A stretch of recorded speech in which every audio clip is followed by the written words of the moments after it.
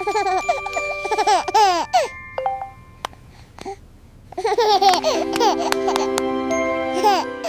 ားလုံးမင်္ဂလာပါဗျဒီနေ့ခေတ်အိမ်အောင်စုအများစုမှာဖြစ်နေတဲ့ပြဿနာတစ်ခုအကြောင်းပြောပြပြီးသွားမှာပါအဲ့ဒါတော့အခုခေတ်ကလေးတွေဟာဖုံးမပါပဲထမင်းတစ်လုံးတော့မစားချင်တော့ဘူးအိမ်တော်တော်များများမှာမိဘတွေဟာထမင်းတစ်လုံးကျွေးရရင်ဖုံးကိုပြားနေရတဲ့အခြေအနေထိရောက်နေကြပါပြီဒါကအခုတအိမ်နဲ့ရဲ့ကိစ္စမဟုတ်တော့ဘူးဗျခေတ်ပေါ်မိသားစုအများစုရဲ့တူညီတဲ့ပြဿနာကြီးတစ်ခုဖြစ်နေပါပြီဘာကြောင့်ဒီလိုဖြစ်လာတာလဲဆိုတော့ငယ်ငယ်တည်းကကလေးကိုအငိုမရက်တဲ့အခါ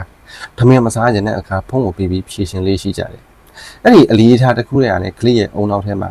ဖုံးအာယုံစိုက်ချက်ဆိုတဲ့အခြေဆက်မှုဖြစ်လာတယ်အဲ့ဒါဘယ်သူရဲ့အမားလဲဆိုတော့မိဘတွေရဲ့အမားပေါ့ကလေးတွေကိုအပြစ်တင်လို့မရဘူးအချိန်ကြာလာတဲ့အမျှဒီအလေးထားလက်တစ်ခုဖြစ်ပြောင်းလဲလာတယ်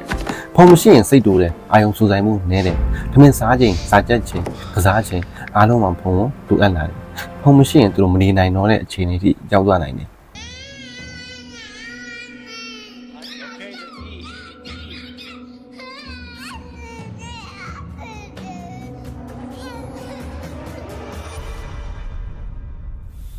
ဒါကလေးတူချင်းစီရတူတက်မှုကိုထိခိုက်စေနိုင်တဲ့ပြဿနာကြီးတစ်ခုပါ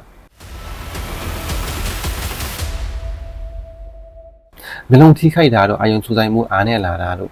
လူမှုဆက်ဆံရေးအားနဲ့လာတာစာသင်ခန်းမှာစဉ်းစားမှုကြောနဲ့လာတဲ့အထိရတဲ့ဆိုရရှိနိုင်ပါတယ်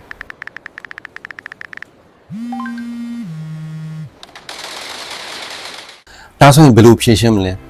မိဘအများအနေနဲ့ပထမဆုံးလုပ်တင်တာကတော့ကိုယ်တိုင်ကနေနမူနာပြဖို့ပါ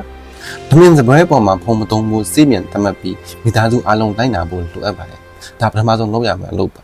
ဒုတိယချက်ကတော့ဖုံအစားအခြားစဉ်းစားစရာတွေနဲ့အစားထိုးဖို့ဖြစ်ပါတယ်